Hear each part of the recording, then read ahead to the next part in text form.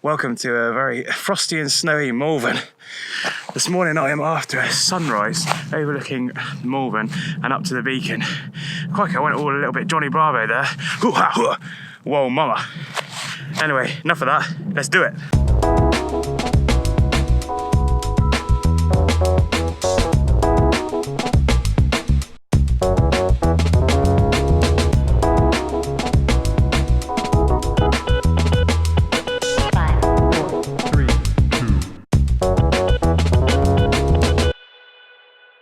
It's extremely cold and I'm currently hiking to the position that I want to get to hopefully get a good composition.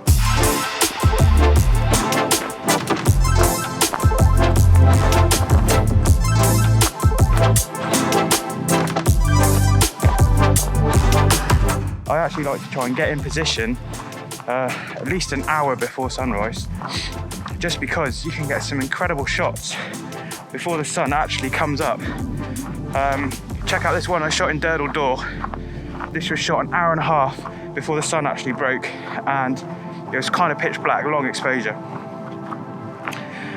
Anyway, quite amazing what you can get before the sun actually comes up. So it's always worth being there, in position, knowing where you're going before the sun actually breaks. So you've got your nighttime sky, which is black with the stars, and then you've got your blue hour, which can produce some incredible blues in the sky.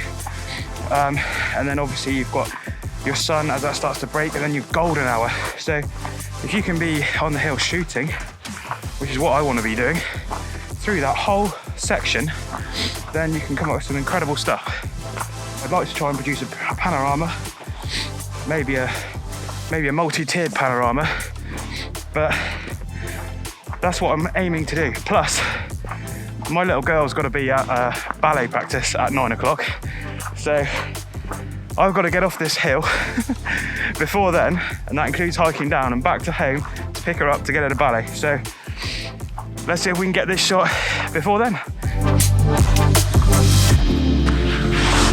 Right, so I'm starting to get quite excited about this shot now because I'm getting quite close to the position that I want to take. We've got this beautiful moonrise. We've got this bit of snow covering on the hill, which should be pretty good for the image anyway. We've got a pending sunrise, which should be nice. Malvern is all lit up below me, which I'm hoping to capture in the image as well. And it's just, you get these like magic ingredients and you think, yes, hopefully this should be an image that I can really work with. And it gets really exciting. You're almost like in a hunt for a nice image and something that you can edit nicely and print out and have on your wall. It's just fantastic. It's just nice being up here. There's no one else here. I'm the only nutter basically on the hill because it is freezing. And that is why I've got these good quality gloves on. I must admit, for photographing landscapes in this condition, a good pair of quality gloves is an essential, because it keeps your hands warm and you can't work a camera with cold hands. It is just really painful. So looking good so far. Looking forward to getting set up, getting in position and watching this sunrise.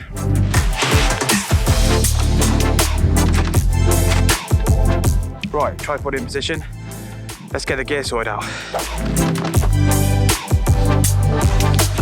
Right, something extremely important when you are shooting a panorama, leveling your tripod out. So I've got a proper panorama head, but I need to level this base out as best I can. I know a lot of software can take out a lot of problems in your panoramas, but if you can get as level as you can, as best as you can, then your panorama is going to stitch together and you're going to get a much better result. Let's get the gear out.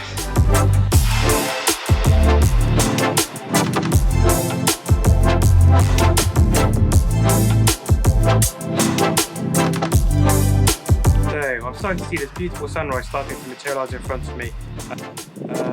I don't know if you can see that on camera at the moment, but it is starting to come up. We've got this lovely horizon, we've got some pinks and yellows, we've got this little bit of cloud there, which is lovely.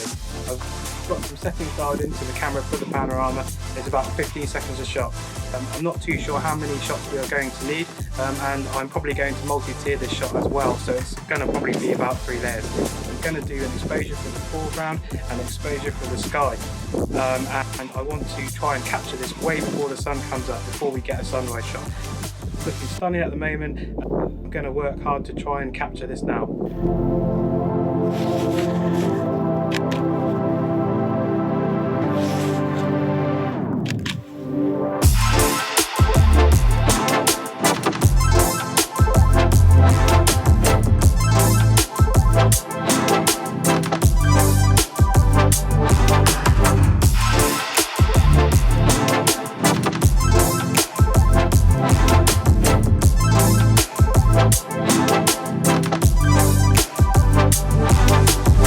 Right, so I've been shooting this landscape for a while now.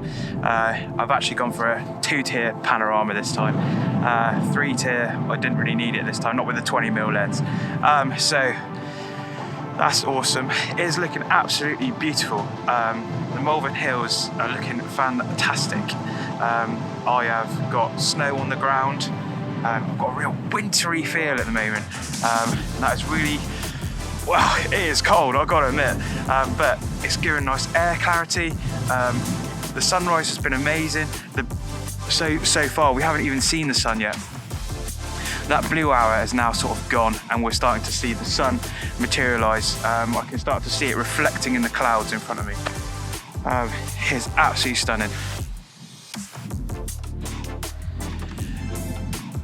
Sometimes I think it's just worth taking a moment when you're out here photographing stuff. Yes, we want to get the shot, but for me, landscape photography as well is about just being here. I mean, there's no one else here, it's just me. It's wintry snow on the hills, there's beautiful sunrise that we're about to see. I managed to get an amazing shot, I think, panorama, which we'll see in a bit, of this scene in front of me. And that was shot in the blue hour when the lights were still on in Malvern. The sun was just coming up, so you just get that like nice blue hour, and the blue hour is starting to give way to the sunrise. It's just absolutely awesome. And now I'm just waiting for the sun to come up so that hopefully I can get a nice shot of the sun on the hill, lighting up all this snow, and lighting up Malvern below me. It's just superb. So, camera settings. Let's talk about camera settings. The camera settings that I'm using at the moment. I'm using my 20mm lens, AIS lens. So I don't like to really go higher than f8 with my AIS lens. Modern lenses can cope with the f11, but I would like to stay at like f8. Anyway, that's because of diffraction. So I don't really want to get too much diffraction. I want to get the best quality I possibly can with the lens I'm using. Obviously modern lenses I can go to f11, f16 maybe. With this 20mm lens that I'm currently using, f8 is where I want to be. I'm also shooting ISO 100, and the shutter speed I'm using is just varying all the time. So I'm controlling the shutter speed, I'm just varying it all the time because the light is changing all the time. So I've been here now probably for a couple of hours, and the light has been changing all the time, which is one of the great things about shooting sunrise. I love shooting sunrise. Yes, it can be a bit challenging, but you get to see all the stages of the sunrise, and you get to see all the different light that you're using. Right, the sun is just breaking through the horizon now. I can probably see about half of it at the moment. I've got to be really quick to capture this.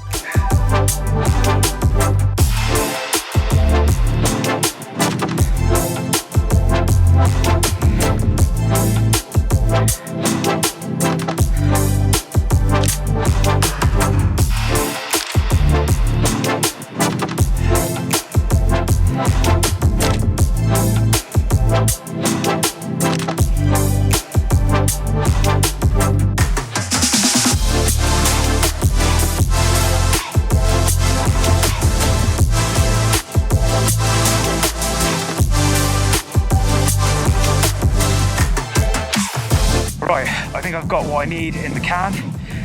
It's been fantastic. I'm really looking forward to editing this and putting this together. But my hands are frozen now from doing all this filming, and I really need to get down off this hill. It's now 8:05, and I really need to get down, get home, get my little girl and take her to ballet.